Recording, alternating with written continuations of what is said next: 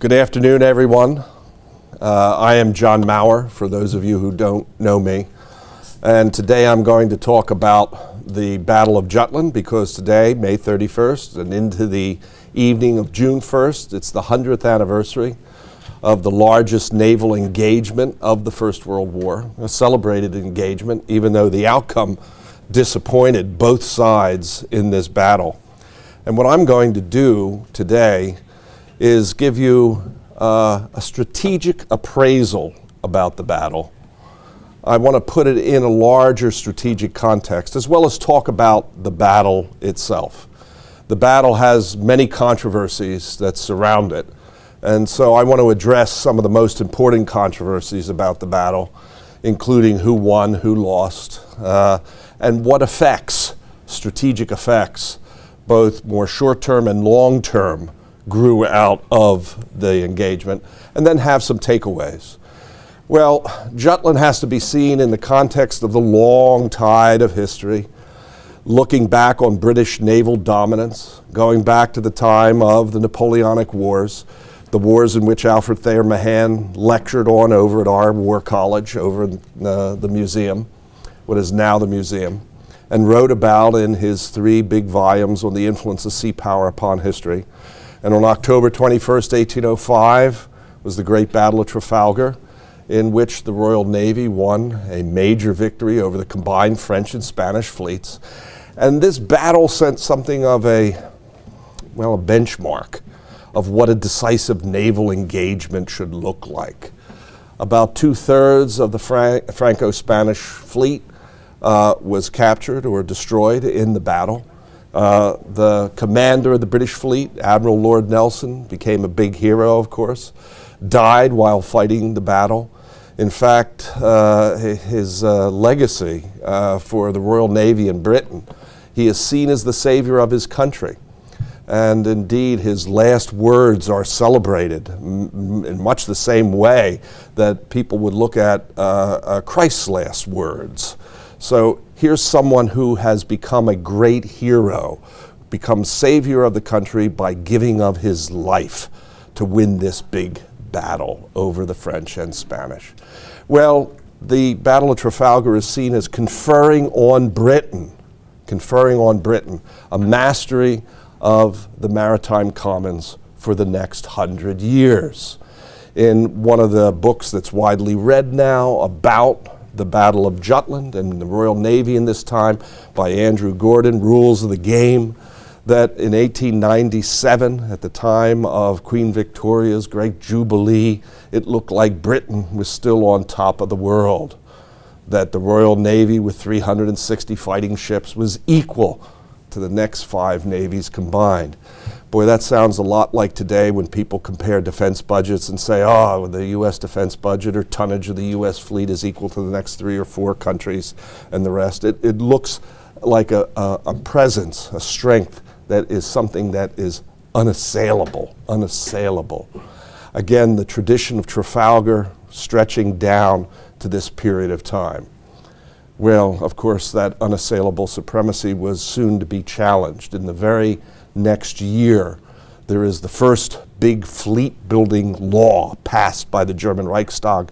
German government, led by Kaiser Wilhelm, has decided to embark on a major naval building program. This is a very famous speech that the Kaiser gave at the end of the 19th century, where he said that a strong fleet is an urgent, or sometimes translated as a bitter need for us, for the German people. The Kaiser put all of his prestige behind building up this fleet. The German historian, famous German historian Friedrich Meinecke, said that the Kaiser was the fleet Kaiser. He led the German people, who were very much continental in focus, land power, led them to understand how important it was for Germany to become a sea power. Germany was becoming a great industrial state, technological state, trading state, and it accompanied those great achievements in industry and commerce. Germany also needed a powerful fleet. So the Kaiser is very much behind building up this fleet. To understand Jutland, the Battle of Jutland, you have to go back at least 20 years, in other words, a generation, to see this buildup that's taking place with the German fleet that is challenging that unassailable supremacy. Now, the Kaiser knew very much what he was doing. One of his top political leaders, a man who becomes chancellor in 1909 and is chancellor at the outbreak of the war, Theobald von Bethmann-Hollweg, this is what he is telling a friend about what the Kaiser's aim is. First and foremost is that Germany is going to emerge as a world power, a rival to that of Britain on the world stage. Again, the way it's put is they're going to break Britain's position in the world in favor of Germany. The international system in which Britain is really the only superpower is now going to be challenged. The world is moving into a post-British world, a more multipolar world, we might say, in which Germany is one of the leading states of the international system. And to be able to do that, Germany has to have a fleet. A fleet is required for that. More on this in a moment in the aftermath of Jutland. And of course, to have a powerful fleet, a powerful battle fleet, you have to be strong economically. You have to have great industry. And so Germany in this period of time is also industrializing. From 1890 on, you see a remarkable growth in German industry in the post-Bismarck era. And that industry creates the wealth that enables Germany to be able to afford a fleet. Again, Germany has to become rich first, hence priority to industry, as Bethmann-Hollweg tells his friend, but then with that wealth and that industry to build up a fleet.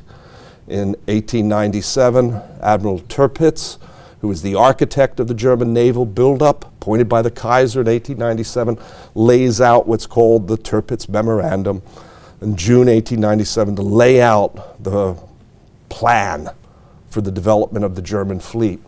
And he picks England as the most dangerous enemy. That's the benchmark. He's not making as a benchmark France, another continental power. He's using as the benchmark the world's leading naval power. That's pretty remarkable.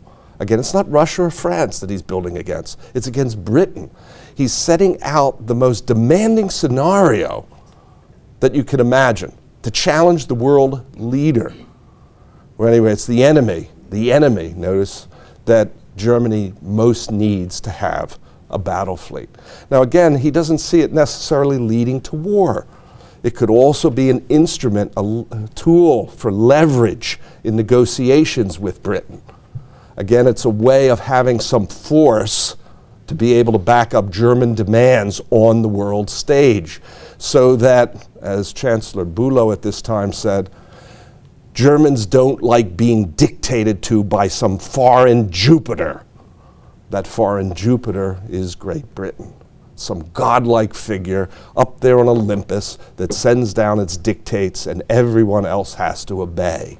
Well, no, with a powerful German battle fleet, Jupiter won't be able to dictate anymore.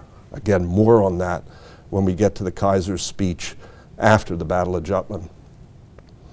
Now, what type of fleet to build? Well, you could build cruisers. You could build a number of types of fleet architecture. But Tirpitz says you have to have battleships. Head-to-head, more of a symmetrical challenge to Britain. Tirpitz was a reader of Mahan, thought that Mahan's theories about sea power and building up of naval power had validity for Germany, believed that Germany, to be competitive against Britain, because it didn't have overseas bases, coaling stations and the rest, that Germany had to build up a fleet of battleships to contest with Britain in home waters in the North Sea. And the Germans very quickly start building a fleet of what we would call pre-dreadnought battleships. Very powerful fleet comes into existence in a very short period of time. And again, Tirpitz highlighted in the memorandum that this is a fleet that's going to fight in the littorals, in close to the German home waters, where Germany will have not just battleships, but also torpedoes, mines, coastal artillery, capabilities to be able to wear down an attacking British fleet, because it's thought that the Royal Navy, with these traditions of Trafalgar taking the offensive, that the Royal Navy's battle fleet, its Grand Fleet, will launch an offensive into German home waters. That's what Mahan would predict that it would do. And so the Germans' leadership, Tirpitz in particular, being a follower of Mahan, believes that the British are going to undertake an early offensive into German home waters. There is where the fight will take place, in the southern portions of the North Sea. Well, Britain follows what we would call an offset strategy. If the Germans are doing an area denial anti-Axis strategy, we might call it, the British were also following an offset strategy. And this is most closely linked to Admiral Jackie Fisher. And there's a slide of him. I love this portrait of him because it shows a very determined man. You can see his arms crossed there, staring at you, looking you down. Yes, he is known for being ruthless within the Navy. You know, it's Jackie Fisher's way or the highway. He does not tolerate or brook opposition. In that sense, he's very much like Tirpitz. Both Tirpitz and Fisher are very determined, opinionated men. They have their views, and they don't like to have people contradict their views. They're pretty confident that they are right. And they surround themselves with other people who agree with them. And if you can't agree, well, then you're outside, as they said, the fish pond. You're not in Fisher's pond. Well, he goes ahead with the Dreadnought. Dreadnought, very famous story, well known. Well, if the Germans are building pre-Dreadnoughts, ships of, say, 4 11-inch heavy artillery, the Dreadnought is going to be 10 heavy artillery pieces of 12-inch caliber. In other words, a battleship with more than twice the firepower, also greater speed because it has turbines. This ship can take on and defeat several pre-Dreadnoughts. Fisher also pioneers and builds a group of capital ships known as battle cruisers. They're, again, large ships, faster than battleships, less heavily armored, but with a great deal of firepower as well, 8 12-inch guns. With this speed, you're able to track down, hunt down German armored cruisers or German big steamships, liners, ocean liners that might be converted to cruisers in wartime. The Invincibles are meant to be able to destroy, mop up, as Fisher said, German cruisers, anyone that would, surface ships that would be able to prey on British trade in wartime. Again, very beautiful and powerful ships. And again, here you can see the difference between a pre-Dreadnought and the Dreadnought. Again, the Dreadnought's a much more powerful ship. It's a revolutionary kind of surface ship. Fisher said, hey, with the Dreadnought, all existing battleships, even the most modern, will be practically obsolete. The Germans have invested in this battle fleet. Now, what Fisher has done is introduce a new generation of surface ships that is better than the last one. All those ships that Tirpitz has invested in from 1898 down to 1945, they're outclassed. They're outclassed. It won't be a fair fight. In a fight between Dreadnoughts and pre-Dreadnoughts, they're not going to win. Well, what does Germany do? Well, they have the industry and wealth to build Dreadnoughts themselves. Now, Fisher hoped that by introducing the Dreadnought, that he would frustrate the designs not only of Germany, but the United States and other naval challengers, that other countries would find it too expensive to follow Britain's lead with Dreadnoughts. And this happens in most countries, France, United States, Russia. But in Germany's case, what Tirpitz does is say, okay, we adapt the plan where we have battleships, we just have to increase the tonnage and build Dreadnought battleships. And so they start constructing a fleet of Dreadnoughts. And they're very quick to do it too. Well, what's Britain's response to that? Well, if the Germans are now going to build Dreadnoughts, we have to build super Dreadnoughts. And if they build what's super Dreadnought, again, heavy armament now goes from 12-inch to 13.5-inch guns. Displacement goes up a little bit more powerfully armored. And if the Germans build super dreadnoughts, because they can do that, they have the industry, then we build the fast battleships of the Queen Elizabeth class. So what you're seeing here is part of this offset strategy is Fisher and the Royal Navy are trying to keep one generation ahead of the German Challenger at this time.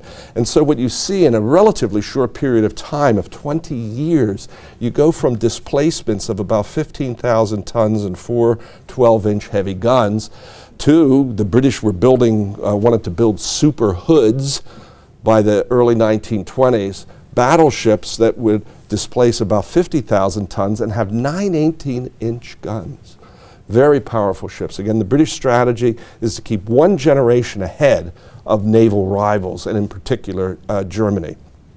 At the Battle of Jutland, what you're going to see is that the Germans bring 3 generations of large surface ships. They bring pre-dreadnoughts that had no business being there, by the way, dreadnoughts and super dreadnoughts. The British at Jutland bring dreadnoughts, super dreadnoughts, and fast battleships to the fight. Britain also stays ahead of Germany by building more capital ships than Germany does on a ratio of about 3-to-2, a 3-to-2 edge superiority that the British have. But the British are also pioneering in other ways under Fisher. One of the things he does is develop long-range submarines. Up to the early part of the 20th century, submarines were used primarily for coastal defense, for defensive purposes. What the British are doing at this time is pioneering submarines that have greater range, that now they're more offensive oriented. Their purpose is to go and strike at the enemy in their home waters. Submarines are not now defensive to protect your own home waters. It is with these more powerful submarines to take the fight into the enemy's home waters. And the D class is the first overseas submarine. Again, this is one way you can take the offensive into the enemy's home waters without risking battleships, capital ships. You can put in play submarines that are seen as being, well, less expensive than battleships. Again, a way of undertaking offensive operations into enemy home waters without having to risk the very expensive battleships. Now, Fisher also in 1906, by 1906, recognizes something else. It's geographic position, again, something that Mahan highlighted. And he talks about what we would call offshore control. Germany is this great trading state, great importer and exporter. But Britain lies athwart German sea lines of communication. As Fisher says, this is a huge breakwater, the British Isles, against German commerce. That the commerce has to go between Scotland and Norway or through the Straits of Dover. And then Britain doesn't have to go in to the southern portion of the North Sea, into German home waters, to be able to destroy most of Germany's overseas trade. Germany's trade will be limited to the Baltic, to Sweden, by doing this offshore control. And again, it's a unique position of advantage, geographic advantage here, strategic advantage. Germany has about 1,000 merchant ships that ply the world's trade at this time. What Fisher is arguing is that once this blockade goes into effect, that about 800 German merchant steamers, in other words 80% of it, is out in the world's ocean. They'll be cut off. They'll be cut off at that point. And so they'll be either interned in neutral ports or the British will be able to take them. Again, because of this geographic advantage. In fact, to Fisher, what will be the impact of this on the German economy? Well, it'll be worth Paris. In other words, the Germans through a land campaign can take Paris, beat the French. But German trade and finance will be so damaged by this blockade that it'll be a major blow to Germany. On par with them, the type of damage they're going to inflict upon France. So again, he sees this as being an important element in an Anglo-German war of being able to hurt Germany by waging this economic warfare. Well, war occurs in 1914, the summer of 1914. The Grand Fleet was on a big exercise, maneuvers. It is sent to its war stations. German battle fleet at the time also goes to its war stations. At the time, the German planners thought they ought to try to launch a surprise attack on the British fleet if they can. They wanted to do to the British fleet what the Japanese had done in 1904 in the Russo-Japanese War, a sneak attack on the British fleet, and like Japan would do at Pearl Harbor in 1941. But they didn't have good intelligence on the whereabouts of the British fleet, and so they couldn't carry out that attack at the beginning of the war. So what do you have at the beginning of the war? Both fleets are taking up war stations away from each other, and what you have is a stalemate that sets in on the North Sea front. This is the major naval front of the First World War, where the two great fleets, the High Sea Fleet of Germany and the Grand Fleet of Britain. Britain's main naval base is Scapa Flow in the north.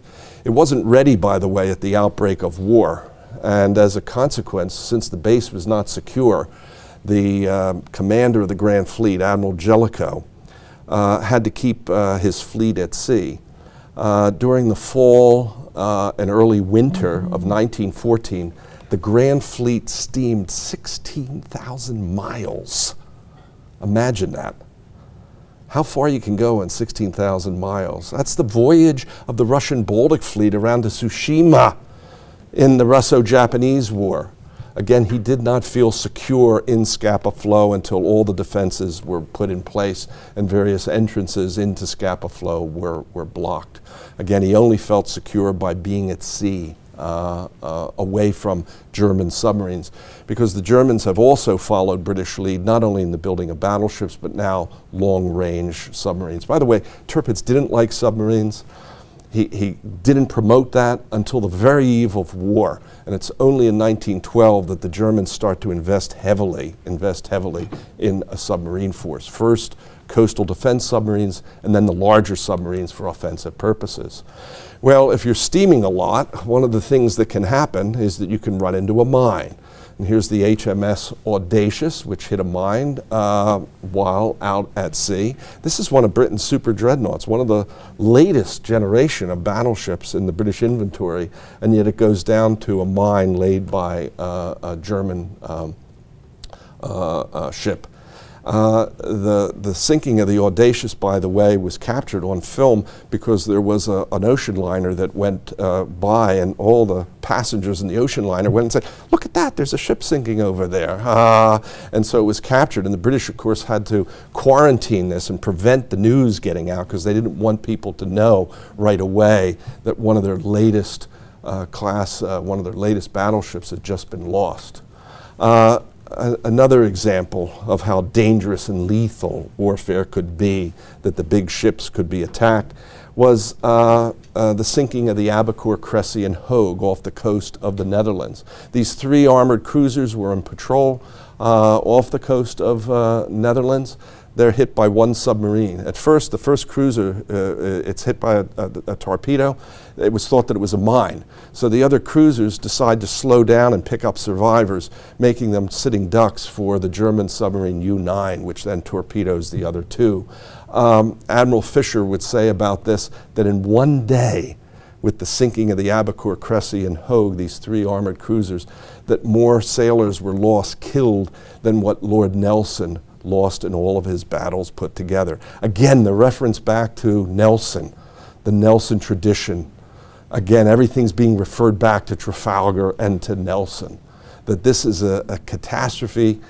It shows that, hey, we're taking heavy losses here. And for what in return? The Dardanelles.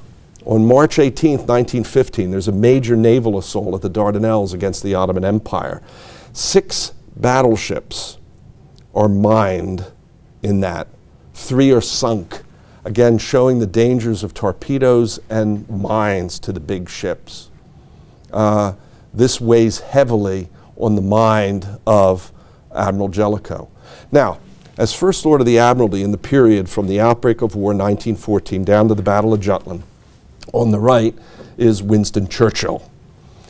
He would be First Lord of the Admiralty until May 1915 when he was forced to resign, and he was succeeded by Arthur Balfour, who is over there on the left. Arthur Balfour is one of the most prominent British politicians in the early part of the 20th century. He had been Prime Minister of Britain. In fact, he had succeeded his uncle, Lord Salisbury, as Prime Minister.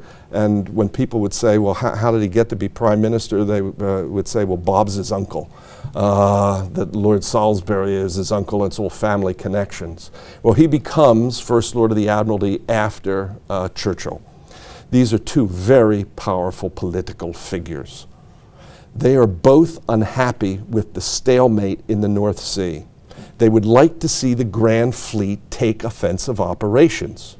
In other words, revert to a more Mahanian strategy of launching an offensive.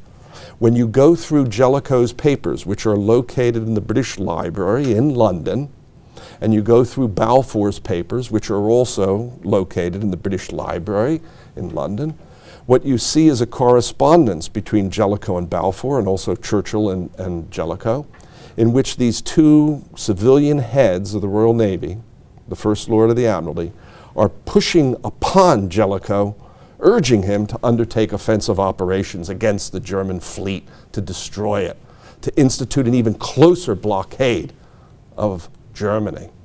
Well, Jellicoe is opposed to that, and this is part of his correspondence writing back to Balfour, and he says, hey, the danger is very real.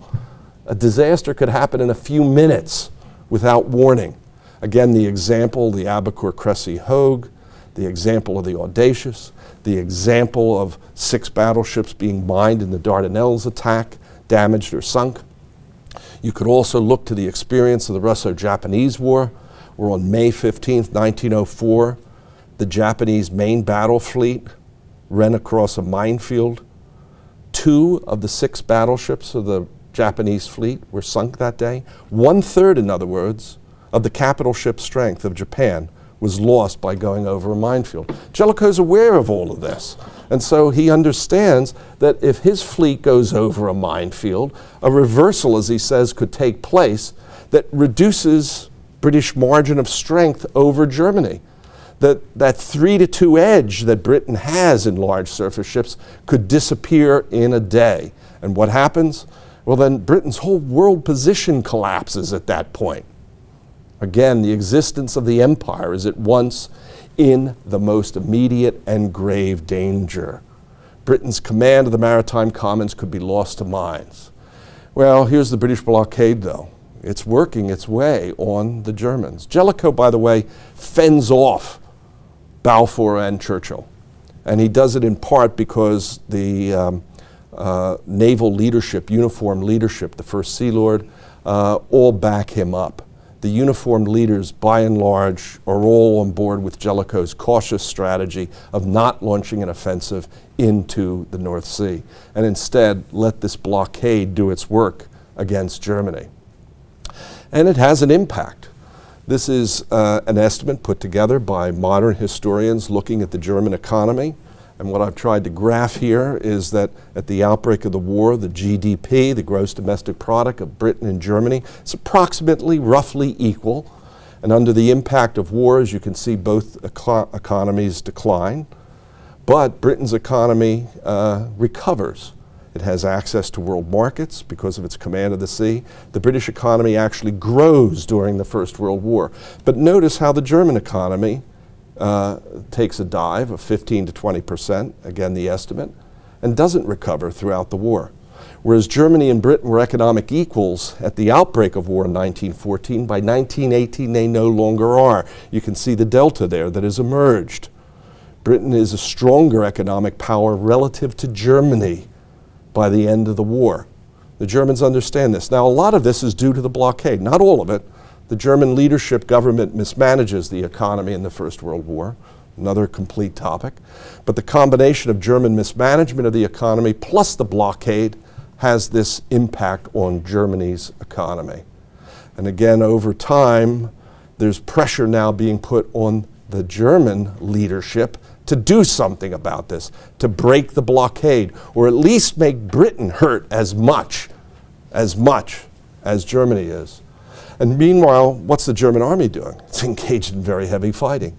In February 1916, the chief of the German General Staff, Falkenhayn, opens a large offensive at Verdun, a big battle of attrition on the Western Front, of attack, counterattack, grisly battles, tens of thousands of men killed. Okay, the Army's doing a lot of heavy fighting. What's the Navy doing? Well, Tirpitz, the architect of the fleet, is frustrated. He wants the fleet to be put in play. He wants it to undertake offensive operations, become more aggressive. And even if the German battle fleet is lost, well, would be a good thing, because at least it will show that the fleet can fight. He's concerned that in the post-war world, when the war is over, if the German battle fleet is not seen as playing an active role when it comes to decisions about force structure and funding, that the Army will get all the money and not the Navy. Again, he's concerned that the German people understand that Germany is a sea power that needs a powerful Navy. Again, Tirpitz always looking of how he can get funding for the Navy. It has to show itself as being an important weapon, taking part actively in the fighting in this war. Again, talk about a bureaucratic fighter. Here he is. Well, all he does is annoy the Kaiser, because the Kaiser is afraid of putting the battle fleet in play. But the pressure grows on the German government, again because of the blockade, again because of the battles on the Western and Eastern Front. It's thought that the German battle fleet, in which so much has been invested, has to take a more active role. And there's a change of command, and the new admiral takes over. Admiral Reinhard Scheer takes command of the High Sea Fleet. He had been a squadron commander up to this point, and he decides that a more aggressive game plan is called for. Again, sorties by the German fleet into the North Sea that he then hopes will draw the British out from their bases into the North Sea, and then by luring them over mines or submarine attacks, will somehow whittle down, degrade the British fleet, so that eventually the German fleet can fight a battle at odds that will enable it to beat Britain's Grand Fleet. Well, the day for the Germans, der Tag. Everything is playing up to the day, the big day of battle. And so here we are finally at Jutland. Now, what I want to highlight here is that the Battle of Jutland has to be seen in the context of a 20-year-old naval rivalry between Britain and Germany. It just didn't spring up on the day. It's part of a longer-term rivalry between the two countries and the two navies. Well, the German fleet comes out. The British have advance warning because they have broken German naval codes. They know the Grand Fleet is out. They don't know, or the High Sea Fleet is out. They don't know the exact location, but they want to bring it to battle. Some wonderful paintings of the Battle of Jutland, of the two fleets. Again, these fleets attracted a great deal of attention in both countries. It's often seen as theater, in fact. These great fleets came to represent British and German nationalism. Well, the High Sea Fleet steaming out, being led by the battle cruiser force. Germany also built battle cruisers, and this is Admiral Franz Hipper. Again, wonderful representative of the leadership of the German Navy. He's a Bavarian, not a Prussian. He's a Catholic, not a Protestant. He's middle class, not an aristocrat, but he is promoted. Why? Because he represents the technocratic elite of this new industrial Germany. Now, after the battle, he becomes ennobled. He becomes Franz von Hipper. And as you can see, he's also awarded the Pour le Mérite, the Blue Max, the highest award that Germany could give its leaders for his role in Jutland. Hipper leads out the vanguard. On his staff, the man second from the left, if you look at him, you'll see that that's Erich Raeder, who is going to become the head of the German Navy in the Second World War in the 30s and down to 1943 until Hitler fires him. Again, here's a connection between the First War and the Second War. Raeder is with the German battle fleet at the Battle of Jutland. On the other side, the battle cruiser force that's in the vanguard of the Grand Fleet is commanded by Admiral Sir David Beatty. And there's a typical pose of his with a hand in his pockets and looking right at you, and his hat askance and the rest. someone who's going to be a dashing figure and sees himself as being a dashing figure. Again, very aggressive commander who wants to bring the Germans to battle. And there, again, he is on the bridge of his flagship, the Lion. The man to the left is captain, his flag captain, Ernley Chatfield, who is going to become First Sea Lord during the 1930s and preside over the buildup of naval power, British naval power, in the late 1930s. So again, the connection between the First World War and the Second. Now, one thing that I want to get across here is when you look at Scheer, when you look at Jellicoe, when you look at Hipper, when you look at Beatty, where are they? They're on the bridge of their ships. They're in the midst of the battle. They're under great danger. They can be killed in these fights. This is very, very different from what we picture of the First World War on land, where generals are often derided as being chateau generals, far away from the front, out of danger. To understand what goes on at Jutland, you have to understand that these leaders are not only under great stress because of the responsibility, but they're actually in the thick of the action.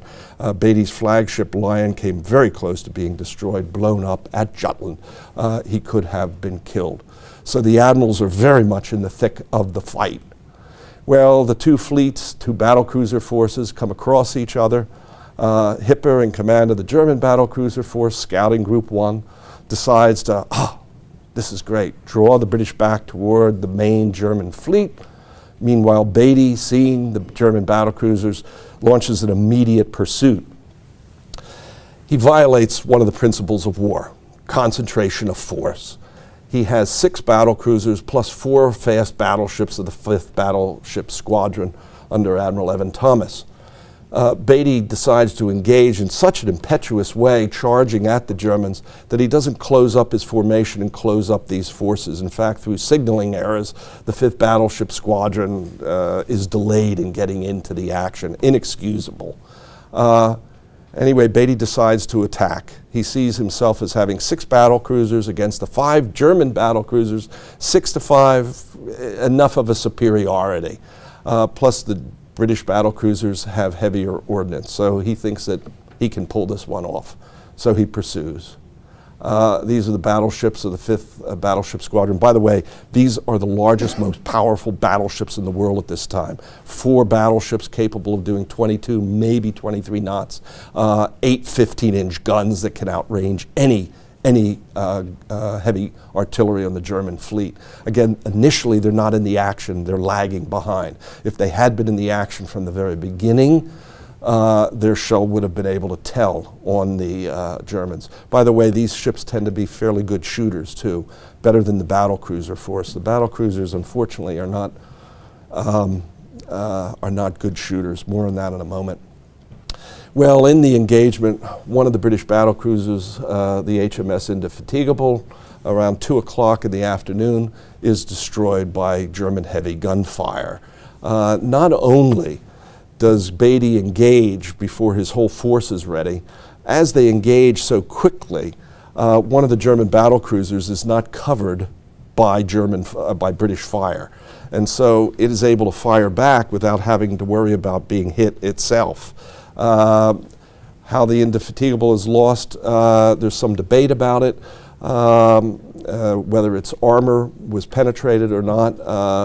This is likely, but it could also have been done by magazine explosion caused by bad handling of ammunition and shell. More on that in a moment too. About 20 minutes later, another battlecruiser, the Queen Mary, blows up, as you can see. By the way, off on the left is Beatty's flagship Lion, also coming under heavy attack, having a major explosion, losing a turret, comes very close to being destroyed. One of the things that happens in the Jutland story is that both Jellicoe and Beatty had decided that whenever there was going to be an engagement, that they wanted to have their ships fire as rapidly as possible. And as a consequence of that, some very sloppy handling takes place of loading of shell ammunition from magazines to turrets. It's now thought that at least 2 of the 3 battlecruisers that are destroyed at Jutland are due to this sloppy handling of ammunition and shell. In other words, the battlecruiser design was not at fault. What was at fault was the desire of the British to have more rapid fire at this time. And it comes from the leadership, from Jellicoe and Beatty. One of the stories that needs to be told about Jutland, has been told, is that after Jutland, both Beatty and Jellicoe do their utmost to try to cover up this story and their responsibility for it. Again, another painting now of the Queen Mary blowing up. Well, Beatty and Hipper are going south. Beatty, by the way, seeing 2 of his 6 ships destroyed, his own ship, Lion, almost destroyed, turns to Chatfield and this time says, there seems to be something bloody wrong with our ships today. Well, maybe so, but it also might have been not so much the ships, but also the way they were handling shell. Hipper has drawn Beatty down to Admiral Scheer's main force. Beatty then turns around. Again, poor signaling. The 5th Battleship Squadron is exposed, slow to turn around. Boy, the Germans are getting a lot of luck here in this. This should never have happened. I mean, this is bad command on the part of Beatty, engaging with a force without concentrating his force, and then leaving the 5th Battleship Squadron to lag behind where they come close to having to face the whole German battle fleet. This is Germany's great opportunity at the Battle of Jutland. Well, in the chase north now, Beatty is trying to draw the high sea fleet against Jellicoe's fleet, which is deploying now. Beatty is sloppy again in signaling. Jellicoe doesn't know the exact whereabouts of not only the German high sea fleet and the German battlecruiser force, but also Admiral Beatty's force. Jellicoe is very frustrated by this, the lack of information, uncertainty that he faces in this battle. He deploys his force, though, in a brilliant way, given the information at his disposal, and brings it, his force to the point where it really is crossing the T of the German force. Scheer understands this, that he is now being engaged by a much superior force, and runs away. He does the smart thing, turns away. In this part of the action, there's some very heavy firing that takes place, and another British battlecruiser, the HMS Invincible, is destroyed along with Admiral Hood. Again, it is now thought that, like the Queen Mary, the Invincible was destroyed because of sloppy shell handling, not because of the design of the battlecruisers. And there, as you can see, the Invincible broken. In the background, the Grand Fleet is actually steaming by there. Well, Scheer is so desperate to get back home, he now does something that, well, he shouldn't have done. He makes a turn back toward the British fleet. Not only is Jellicoe unaware, having trouble locating the enemy forces because of visibility and poor scouting, but Scheer, his situational awareness is also poor. So he inadvertently turns his fleet right back at Jellicoe. Well, it's not before long in the so-called second engagement when Jellicoe's forces start firing on Scheer that Scheer is, how do I get out of here? And so, again, Scheer does another major turnaway. In doing that, he also orders his destroyers to launch a torpedo attack on the Grand Fleet. Jellicoe then turns away to avoid this mass torpedo attack. So at one of the critical moments of the battle, you see both Scheer and Jellicoe being decisive in turning away and running away from each other. Again, this helps explain why the Battle of Jutland ends up the way it does. By the way, I think both leaders are correct in what they decide to do at this time, that preserving the force is more important than the destruction of the enemy's force, because the odds don't look good that you'll be able to destroy the enemy's force by more aggressive action. Again, some paintings of the battle by Klaus Bergen here. German forces firing. Again, it captures well the poor visibility that goes on in the battle.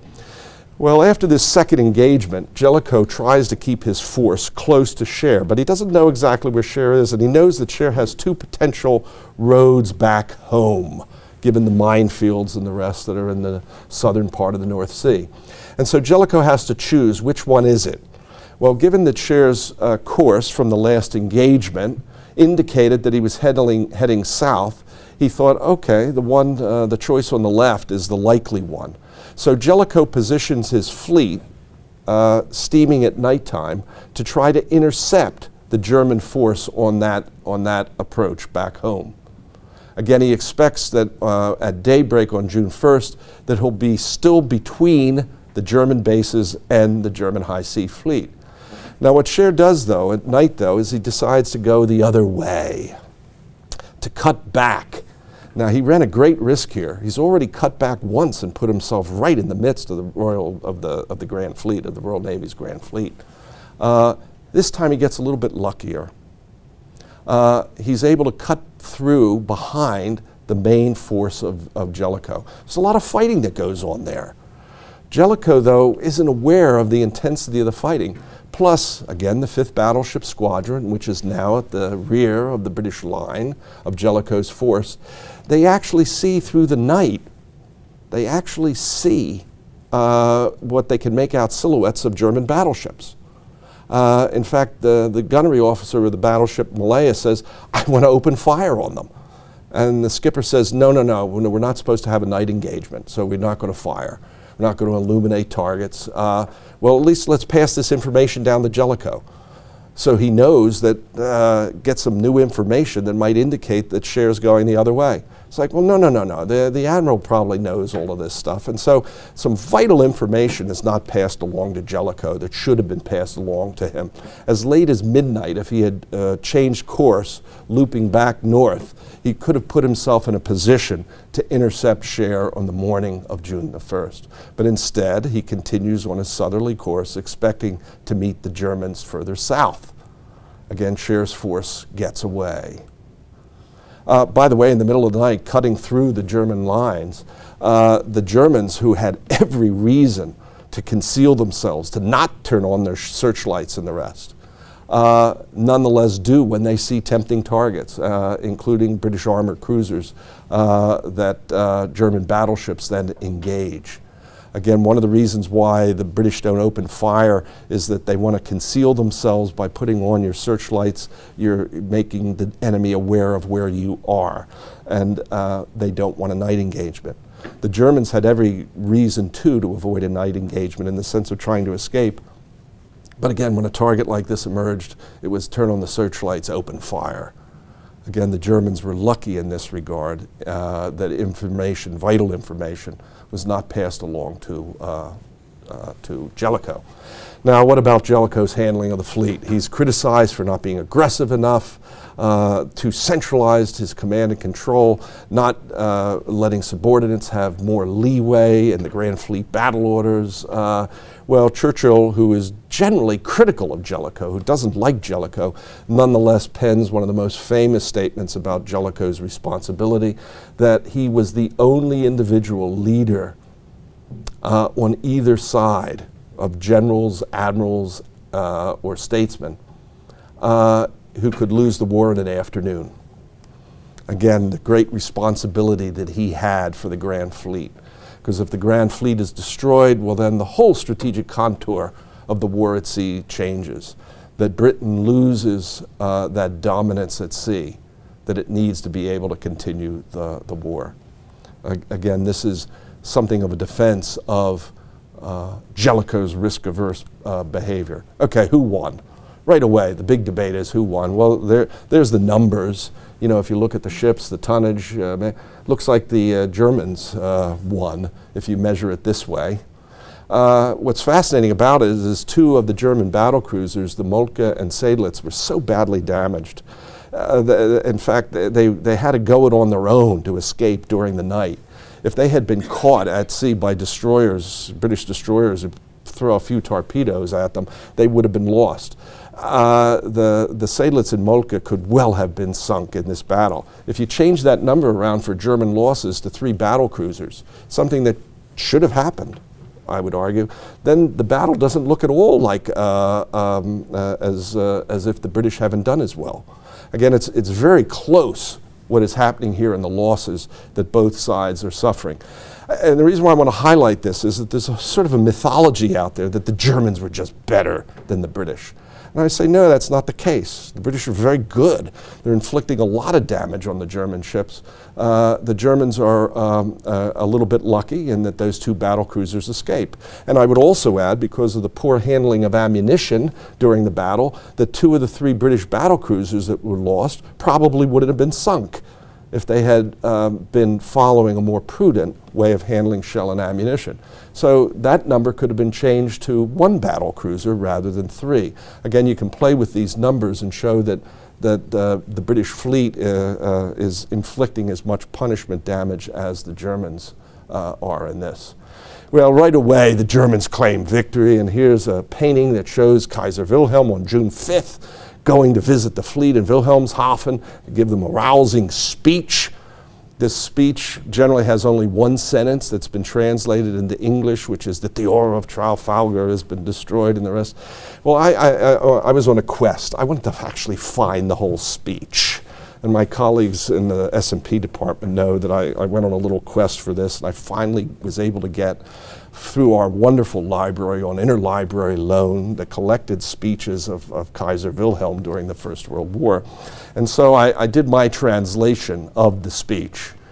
And again, Wilhelm puts it in this larger contest of Germany striving for world power and Britain being that godlike figure that dominates the world and the world's oceans, and that they've suffered a blow. And again, at last the day has come, the Tag. You know, and the British fleet, Albion, you know, that had dominated the oceans, imposed a tyrannical rule on the sea over the whole world during the past 100 years, since Trafalgar. Again, worn the nimbus. This is often translated, nimbus is translated as aura. You know, I know that aura has a better sound in the English here, but he uses in the speech the word nimbus twice. It's a cognate, so I thought I had to keep it. And nimbus has that glow, like a crown, but it's the crown of a god. So the Kaiser is very specifically saying here, this foreign Jupiter with this glow. Now, well, it's come to an end. And what happened on the day of battle? The English fleet is beaten. Again, generally it's only the last one that gets translated, the tradition of Trafalgar torn to shreds. I think this is the first English translation of a bigger chunk of the speech, and so I'm most proud of that. Anyway, again, this hammer blow has been struck, and again he uses the word nimbus, and it's English global domination. Again, that's what's at stake here at the Battle of Trafalgar and in the war at sea. It's not over something trivial, it's over something major. Who's going to be the dominant world power, Britain or Germany? Well, what's the response in Britain? Well, initially it's very depressed. This is a painting of Lord Riddle, who is one of the big press barons whose papers, his diaries, he was an avid diary keeper, and also in the British Library in London. And what he writes down is, wow, we've suffered a reverse. Jutland's a defeat. That's the initial view that's being held by the British elite. Fisher, who's no longer in power, no longer in uniform, on the sidelines. He tells C.P. Scott, another press baron, the Manchester Guardian. Again, this is what Fisher is saying to the media elite behind the scenes, not for the record, is saying that, and again, you find this in the C.P. Scott diaries, again, also at the British Library. I have found, looking through the diaries and letters of the press barons of Lord Northcliffe, Lord Riddle, and C.P. Scott, very revealing, because all the generals, admirals, and politicians want to talk to them and put a spin on it. And of course, they're keeping track of what's being said to them. And Fisher says, this is a defeat. Why? Because we're superior to the Germans in numbers. This is an unsatisfactory result. Even if the losses were 1-to-1, which they weren't, that would be a defeat as well. Again, the tradition of Trafalgar is the superior British fleet should have inflicted much heavier lopsided losses on the Germans rather than the outcome. Lloyd George, the up-and-coming man in the political scene, the most dynamic British political leader at the time, He's very upset about the news that he hears about Jutland. And again, he says to Lord Riddle that the British have suffered a reverse and that he's really angry at the Admiralty. What's wrong with the Admiralty that they haven't produced a great victory? In fact, Lloyd George, who was in the countryside, was so upset by the news of Jutland that he gave up his golf game and returned to London. There he is in a painting at Walton Heath with Lord Riddle. Again, where do you talk about politics? You do it on the golf course.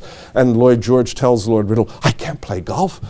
We've suffered a defeat at sea. I have to go back to London right away. So again, that's very serious when you give up your golf game in the countryside. Meanwhile, the Prime Minister's wife is recording in her diary what she thinks about this. And what has happened? The Germans have won the information game.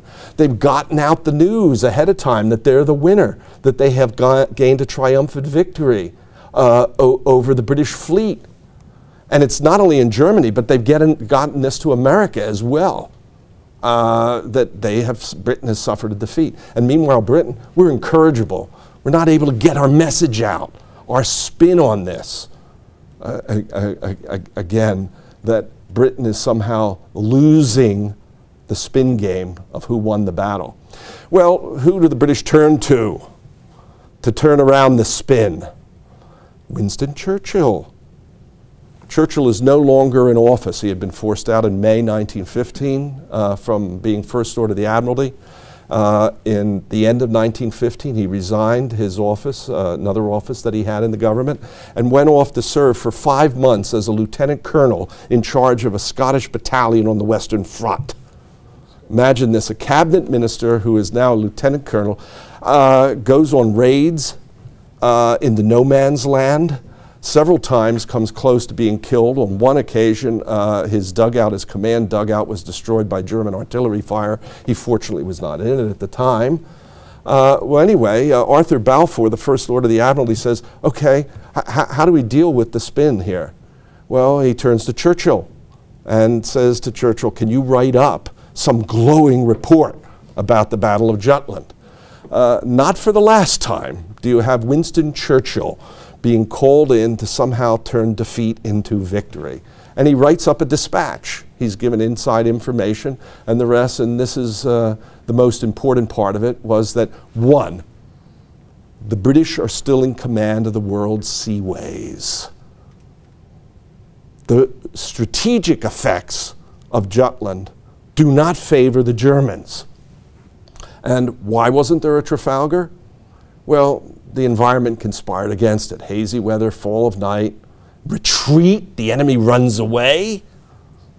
That alone frustrated what? Our brilliant commanders, Sir John Jellicoe and Beatty. In other words, no fault should be put on the admirals for this. Again, Churchill plays a leading role in turning around the propaganda battle with regard to the Battle of Jutland. Well, what are the admirals saying about each other behind their back? Well, Jellicoe is telling his wife that Beatty doesn't have the experience enough and he's made a lot of mistakes. Again, you have to find this by looking at what Jellicoe's wife is saying. Jellicoe is not going to publicly say any of this, but this is what he's thinking. Meanwhile, Fisher, Admiral Fisher, goes to C.P. Scott, again a press baron, and says, you know what I want to call Beatty? I want to call him Balaclava Beatty. What does that mean? It's the charge of the Light Brigade at the Battle of Balaclava during the Crimean War, in which the Light Brigade is destroyed by Russian artillery fire. You know, a reckless leadership that puts their men, their capability, in harm's way in a way that they're bound to be destroyed. And so Fisher is calling Beatty like Lord Lucan or Lord Cardigan, responsible for a military disaster, not for a victory on this. Again, behind the scenes, the admirals are being very catty with each other. And by the way, you can also find in the letters of Admiral Beatty, what does Beatty think, or Admiral Beatty's wife, Ethel, who is an heiress of the Marshall Field fortune, American. This is what she's writing to a friend.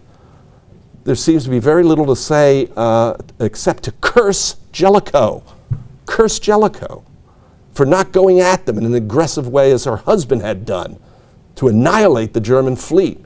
He failed hopelessly. And not only that, but he doesn't tell the truth. He's trying to cover up why he wasn't aggressive enough and put the blame for the losses at Jutland on her husband. She doesn't like that, obviously. Well, what does Beatty think about all this? Again, here's the Beatty who, you know, is charging into battle and all the rest. Well, one of the takeaways he has from the Battle of Jutland is, I'm not doing that again. He succeeds Jellicoe as commander of the Grand Fleet at the end of 1916. Jellicoe is promoted to be First Sea Lord. So he goes back to the center of things at the Admiralty. Well, anyway, on January 9th, 1918, Beatty writes this big, long appreciation, which is in the National Archives at Kew. And it's hard to read it over there on the left, but that's what the title page looks like. Again, now he's in Jellicoe's shoes, and these are some of the big takeaways. In theory, the British still have a superior battlecruiser force. As he says, 9-6, a 3-2 edge. But in reality, Beatty thinks that there are only 3 battlecruisers that can really stand up to the Germans. That the reality is that the Germans actually outnumber the British in battlecruiser strength. He doesn't want to engage under those circumstances because the battlecruisers are supposed to clear the way for the main battle. So right away the British would fight at a disadvantage.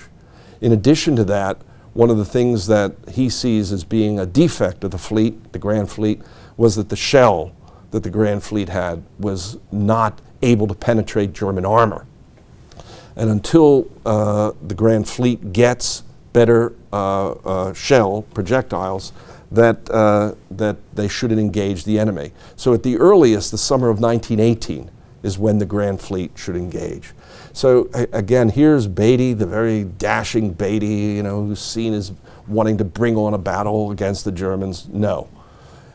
He's content with the stalemate. And this is the concluding paragraph of his appreciation, in which he says, hey, right now the Grand Fleet, the strategy of the Grand Fleet is no longer to endeavor to bring the enemy to action at any cost. This seems to be the exact antithesis of Lord Nelson and Trafalgar's spirit. Again, the British naval leadership, Jutland is reinforcing their caution. Well, how about the German side? They won this great victory, but no sooner is the battle over than Admiral Scheer, the commander of the High Sea Fleet, says, you know, the battle fleet ain't the decisive weapon. The real decisive weapon in the war at sea is the U-boat. We have to turn to the U-boat. Here, you know, the big build-up in Germany, the bells being rung, the Kaiser giving the rousing speech, and the Admiral saying, we don't want to do that again, because if we do, we're going to get destroyed. So instead, what do? Well, you've got to get around the island chains. You know, the first island chain is Sylt, Helgoland, and Borkum. The second island chain, you know, is England. The third island chain is Ireland up to Iceland. So the British aren't going to come into the first island chain. It's too dangerous. The German fleet, battle fleet, doesn't want to go outside the first island chain. It's too dangerous. The British, by the way, don't really want to go inside between the first and second island chain either. But the U-boats, well, they're ready to go out and fight. And Germany now wants to unleash them out beyond the second and third island chain. It's often, I often hear people when they talk about the Anglo-German naval war and rivalry, they say the Germans didn't come out and fight. Well, what they mean is they're talking about the High Sea Fleet doesn't come out and fight.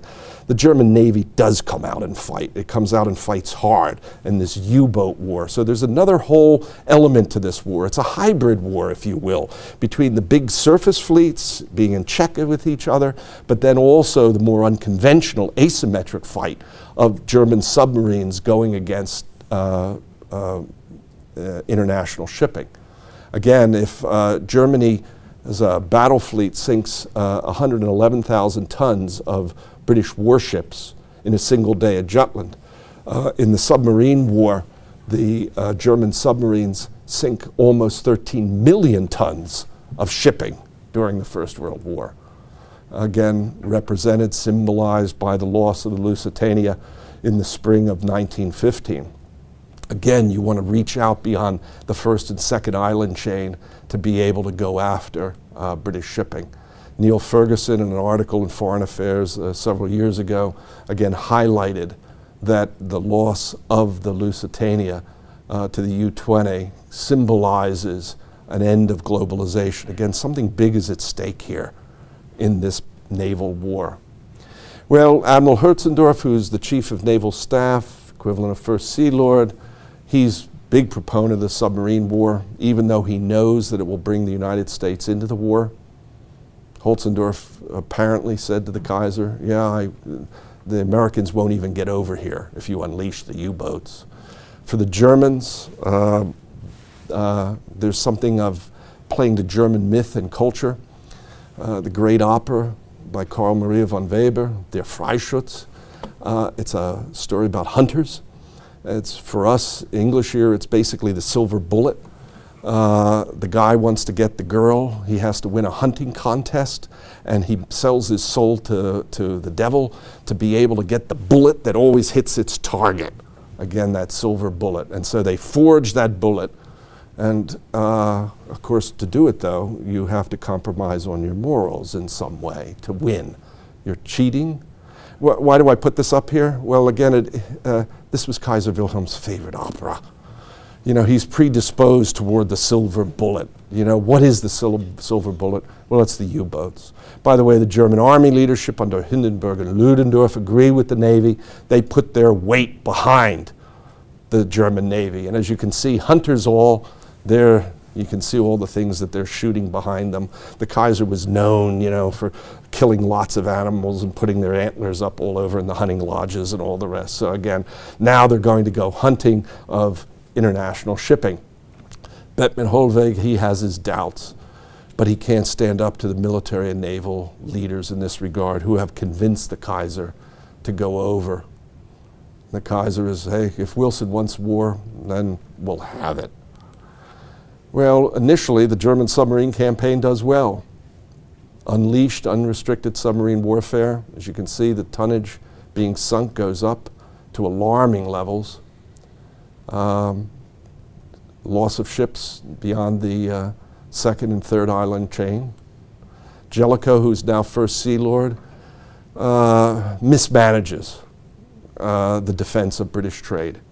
This is a more serious flaw in his leadership than anything he does at Jutland. He's slow to introduce convoys.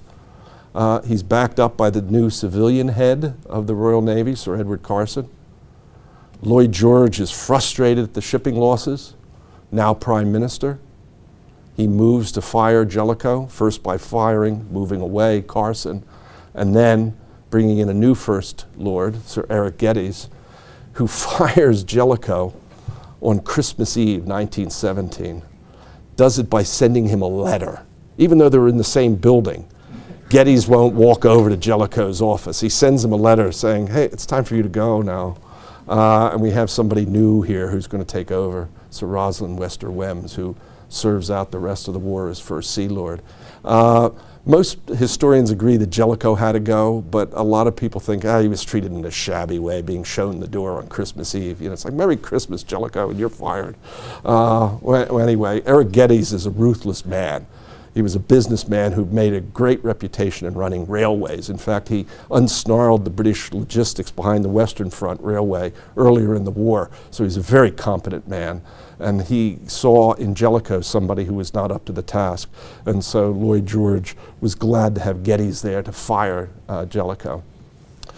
One more consequence of Jutland is that it spurs American naval development at this time. In the aftermath of Jutland, in August 1916, a major piece of legislation is passed in the United States to build up a Navy second to none. And I love this $2 bill that shows a battleship, probably the New York, on the reverse side.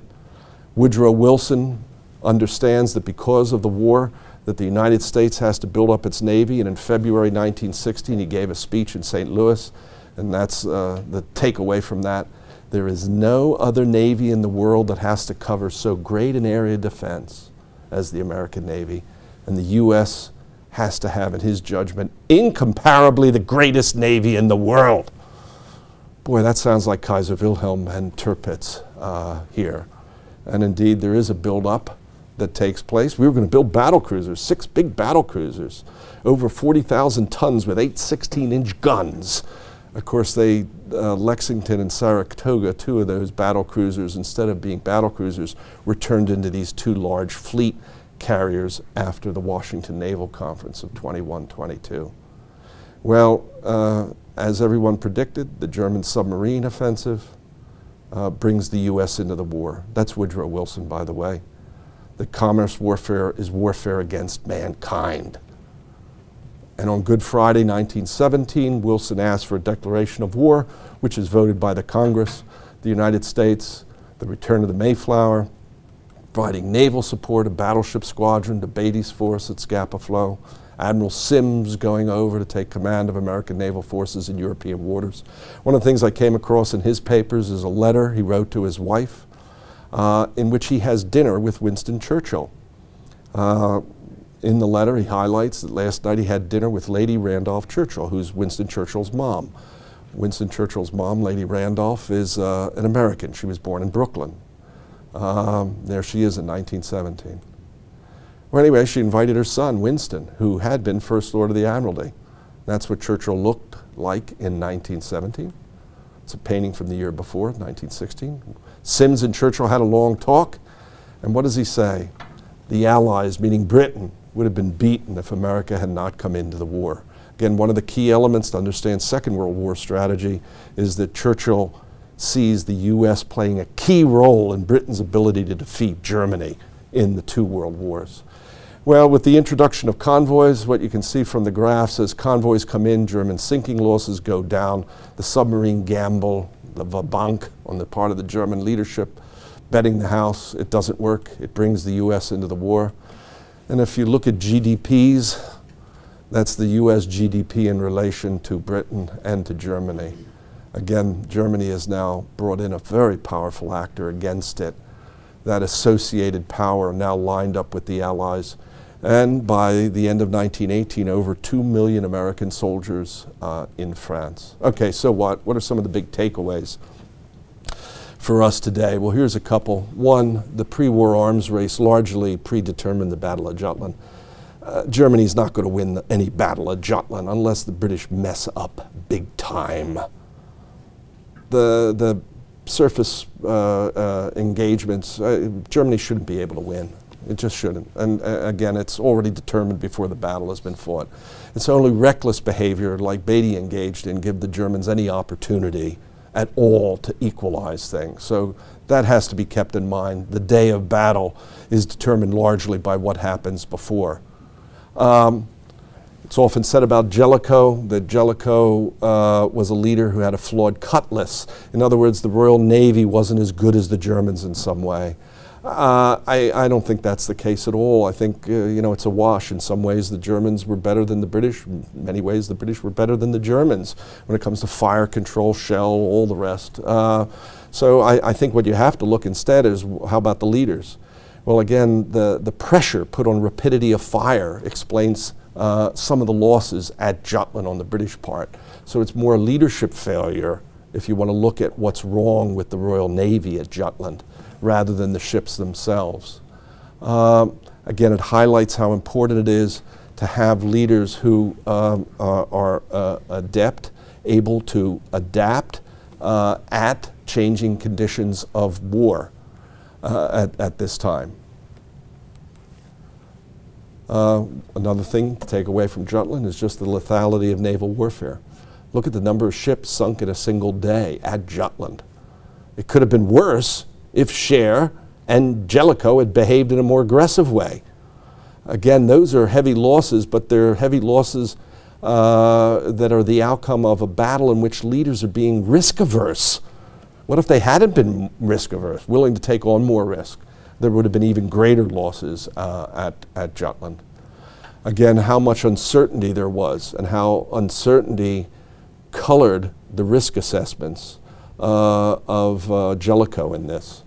Again, with greater information, he would have been willing to take on more risk. And finally, the day after. One of the things I want to get across from this presentation today is that by focusing too much on the day of battle, you lose sight of the larger rivalry between Britain and Germany, which goes back to the 1890s and would go on to 1918-19, and indeed would surface again in the Second World War. So you have to look at the longer tide of history in this regard, of a longer rivalry between these countries.